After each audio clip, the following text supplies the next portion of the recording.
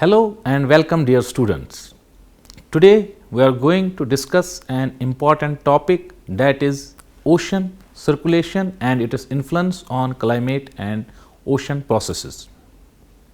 Ocean circulation refers to the large scale movement of seawater driven by combination of forces including winds, density differences, Earth's rotation, tides and the configuration of continental boundaries. This movement of water operates through interconnected surface and deep currents that work together to form the global ocean conveyor belt, a circulation pattern that links all major ocean basins. Ocean circulation is a key regulator of climate by storing and transporting heat, carbon, nutrients and fresh water worldwide. Complex and diverse mechanisms interact with each other to produce this circulation and define its properties.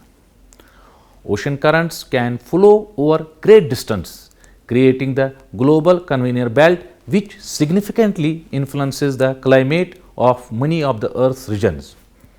Perhaps the most striking example is the Gulf Stream, which makes northwest Europe much more temperate than any other region at the same latitude.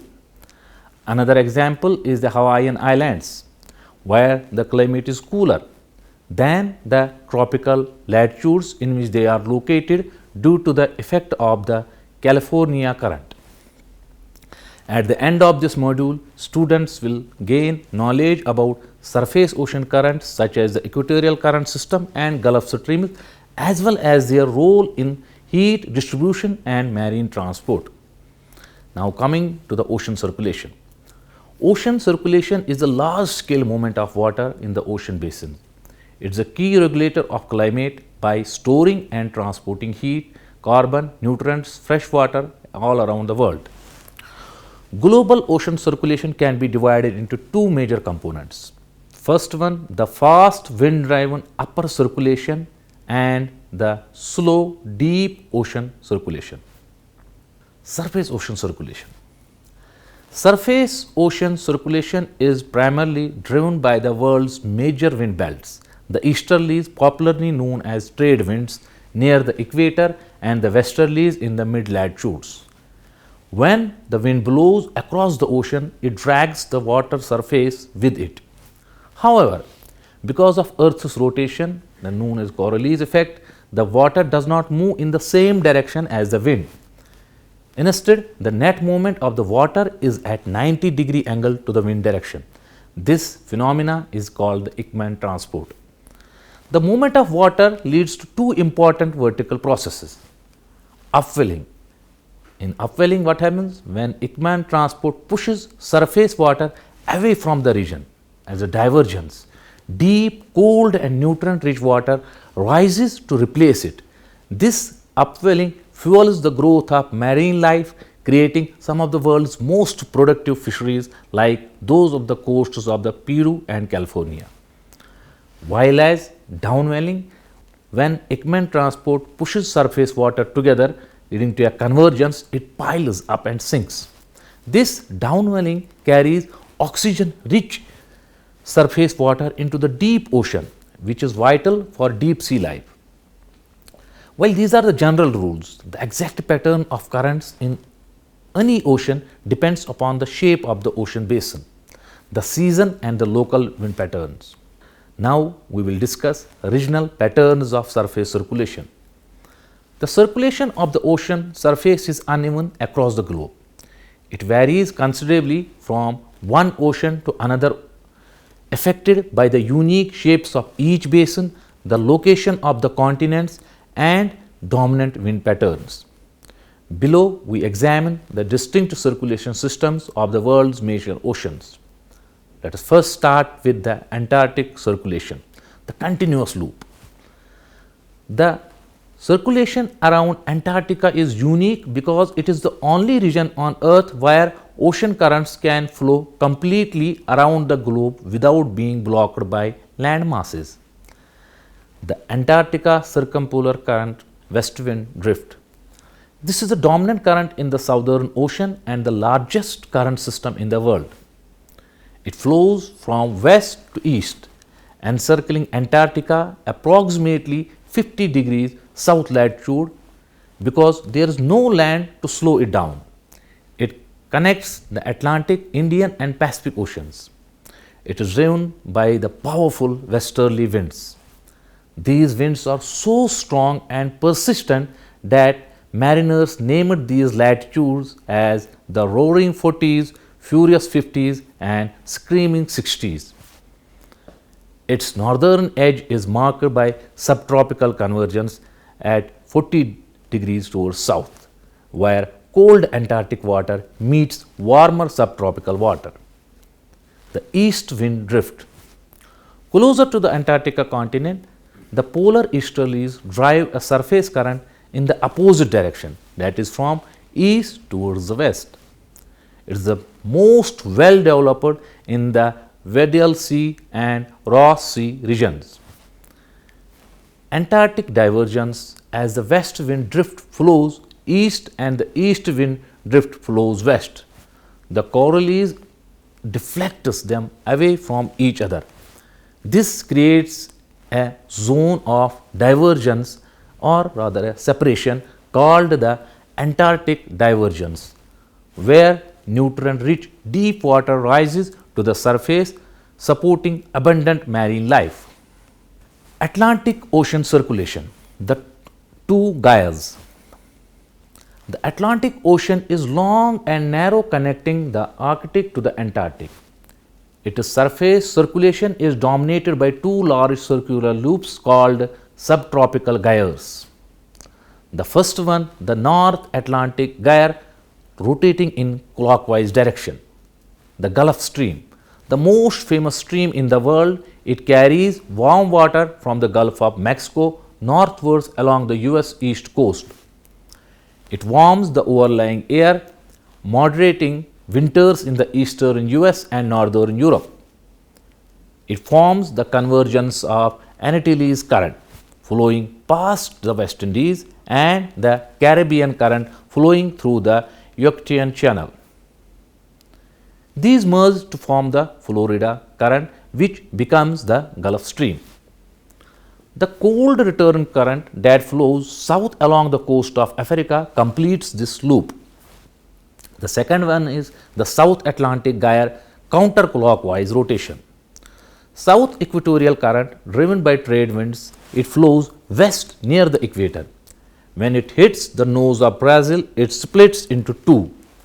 The northward branch moves into the Caribbean to feed the North Atlantic, while as the southward branch turns south to become the Brazil current. Now, Brazil current. Brazil current is a warm current flowing along the coast of South America.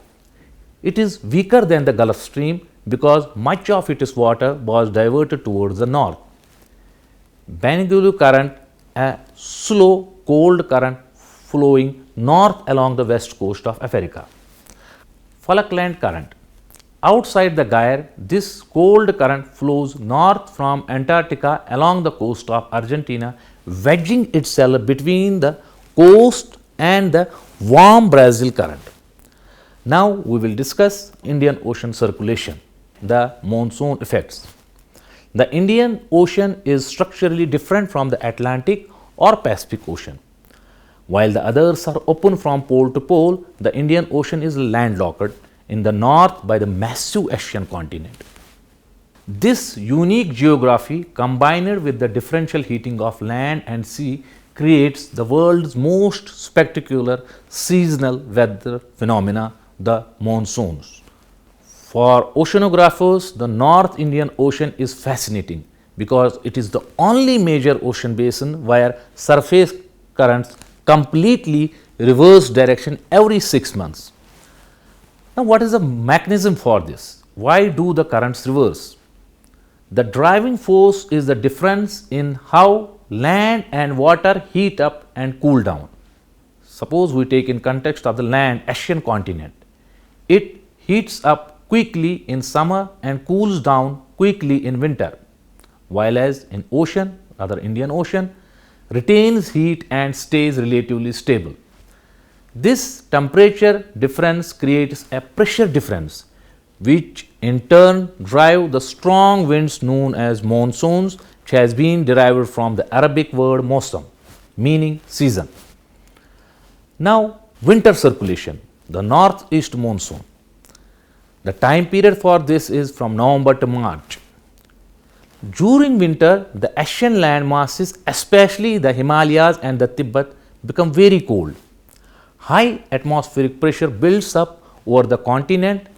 Winds blow from the high pressure on land towards the low pressure over the oceans. These are the northeast trade winds blowing from the northeast to the southwest. Since these winds come from the dry land, they bring cool, dry weather to most of the India.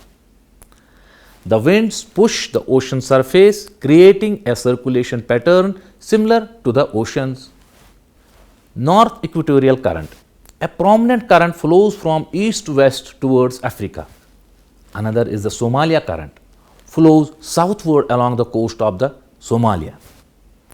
Now we will discuss the summer circulations in the Indian Ocean, the southwest monsoon.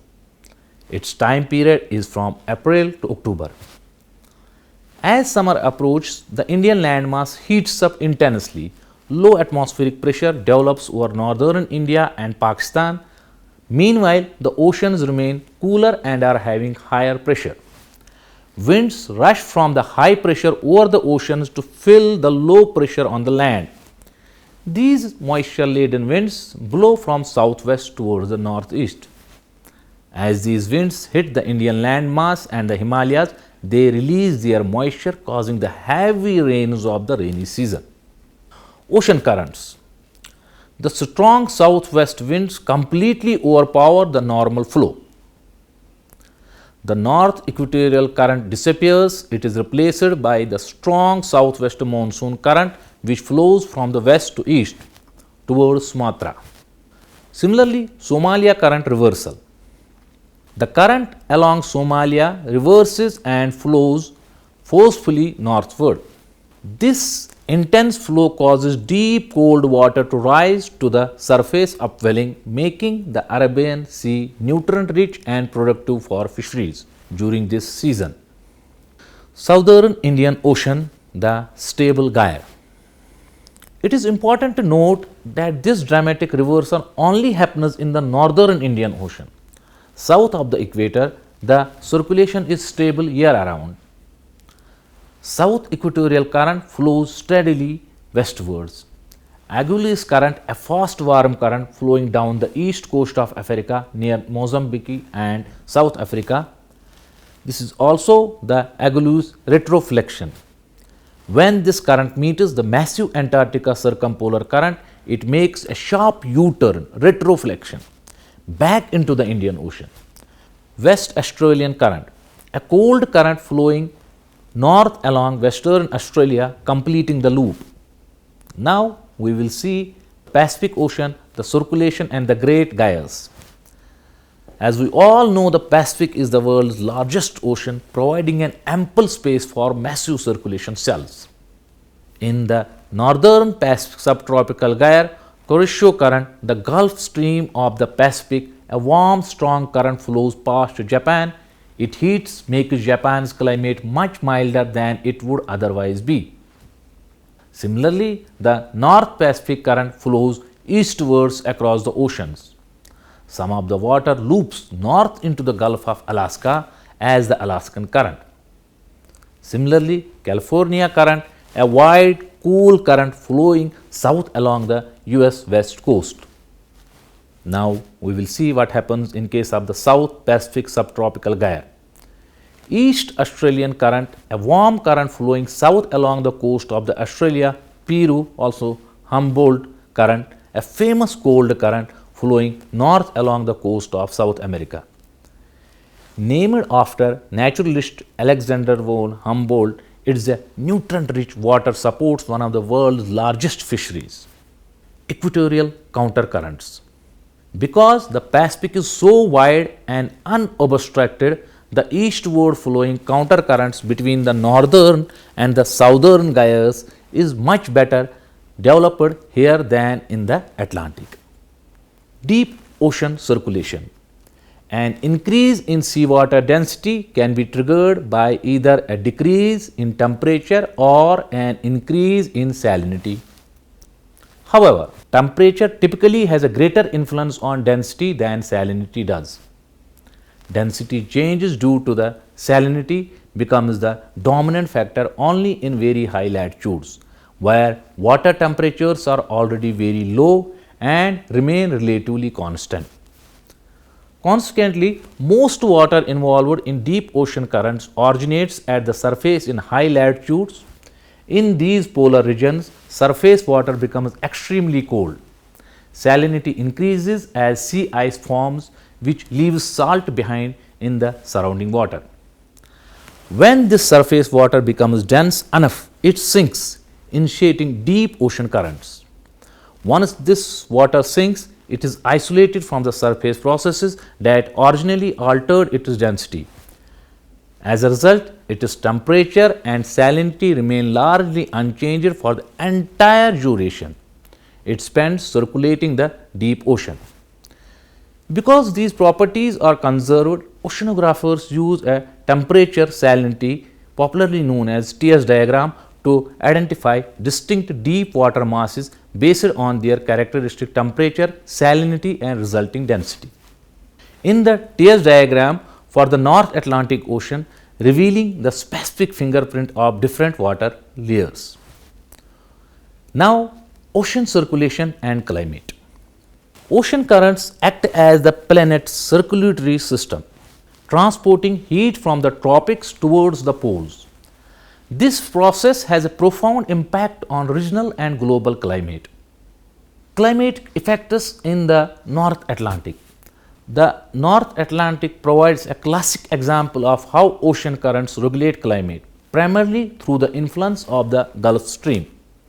The Gulf Stream, which carries warm water from the Gulf of Mexico northward, this heat is released into the atmosphere, significantly warming the northern Europe. For instance, Spain and Portugal enjoy warm climates, while as regions at the same latitude in North America like New England experience severe winters. The warming effect is so strong up to 9 degrees Celsius that it keeps high latitude Baltic ports ice free year round. Sea surface temperature maps clearly shows this effect. In winter, the temperature difference between Florida and Philadelphia is around at same 20 degree latitude. A span can be 20 degrees Celsius. On the eastern side of the Atlantic, the same latitude span sees only a 5 degree Celsius change difference due to the moderating effect of the warm water. Conversely, the cold southward flowing Labrador current brings cool waters and sometimes icebergs down the Canadian coast. On the other side, the Canara current brings cool water south, making the coast of North Africa cooler than Florida at the same latitude. Now, what happens in the Pacific Ocean? The Pacific Ocean and the ENSO cycle. The tropical Pacific is dominated by a large-scale ocean atmosphere interaction known as the El Nino Southern Oscillation, or popularly as ENSO, which alternates between normal warm El Nino and cool La Nina phases. In order to understand this, we have to first understand what is the Walker circulation and the warm pool. Now, Walker circulation cell. Under normal conditions, high atmospheric pressure over South America and low pressure over Indonesia create strong southeast trade winds blowing west across the Pacific. This atmospheric loop is called as Walker circulation cell. These strong winds push surface water to the west, causing the warm water to pile up in the western Pacific. This creates deep layer of very warm water known as Pacific warm pool. As a result, the thermocline is significantly deeper in the west over around some 100 meter than in the east, which is around some 30 meter, where cold nutrient rich water is located near the surface. Another thing we have to look into, that is ENSO warm phase, El Nino effect. An El Nino event is a major disruption of the normal pattern, first noticed by the Peruvian sailors as a warm current appearing around Christmas. El Nino meaning the Christ child in Spanish. Now, what is the mechanism of this? During this time, the high pressure over South America weakens, causing the trade winds to slacken or even reverse. Without the winds holding it back, the Pacific warm pool flows eastward across the Pacific, spreading a layer of warm water all the way to South America. This deepens the thermocline in the east, cutting off the upwelling of cold nutrient rich water. Rainfall patterns shift dramatically. Now, we will see the ENSO cool phase, La Nina. La Nina, also known as the female child, can be thought of as an intensification of normal conditions. The pressure differences across the Pacific increases, leading to stronger than normal trade winds and a more powerful Volcker circulation. This pushes even more warm water to the west, enhancing the upwelling of cold water in the eastern Pacific. A band of cooler than normal water develops across the equatorial Pacific. Now, let us see the global effects of ENSO. Strong ENSO events can alter atmospheric jet streams, causing a cascade of weather anomalies across the globe, including floods, droughts, heat waves, and unusual strong tropical storms. Now, let us look into the El Nino and the Indian monsoon. For students in India, understanding the El Nino Southern Oscillation ENSO is a vital because it acts as a remote control for our weather. While these events occur thousands of kilometers away in the Pacific Ocean, they directly influence the strength of the Indian monsoon, which is the lifeline of our agriculture and economy. El Nino, the monsoon breaker. An El Nino event typically weakens the Indian monsoon. During these years, the global atmospheric circulation shifts, causing the moisture carrying southwest monsoon winds, which blow from June to September, to flatter. Historically, El Nino has been linked to major rainfall deficits and droughts in India, as seen in the years like 2002, 2009 and 2014. This reduction in rainfall can lead to lower reservoir levels, reduced crop yields for kharif crops, and hotter than normal summers with frequent heat waves. However, the severity can sometimes be mitigated by positive Indian Ocean dipole, that are the warm waters near Africa, which help us push moisture towards the India even when the El Nino is active. The another one is the La Nina, the monsoon booster. In contrast to La Nina, typically strengthens the Indian monsoon. It intensifies the trade winds and low pressure systems that drive over weather, usually resulting in abundant or even surplus rainfall. While this is generally beneficial for agriculture, we get bumper crops. Strong La Nina years bring the risk of severe flooding in states like Bihar and Assam, as well as more intense cyclones in the Bay of Bengal. Additionally, La Nina has a distant impact on winter weather. It is famously associated with the prolonged cold waves and harsher winter across northern India, such as in Delhi and Punjab. Now, let us go through the global conveyor belt and the climate change. The world's deep and surface ocean currents are linked in a global circulation pattern, often called as the conveyor belt circulation. This system is crucial for transporting heat and regulating global climate. Among Atlantic meridional overturning circulation. A key part of this convener is an North Atlantic where cold, salty water sinks to form deep water. This is a threat for climate change. Scientists have observed that AMOC is weakening. The melting of glaciers in Greenland is releasing large amounts of low density fresh water into the North Atlantic. This fresh water acts like a cap, preventing the salty surface water from becoming dense enough to sink. A continued slowdown or complete shutdown of AMOC could reorganize global ocean circulations.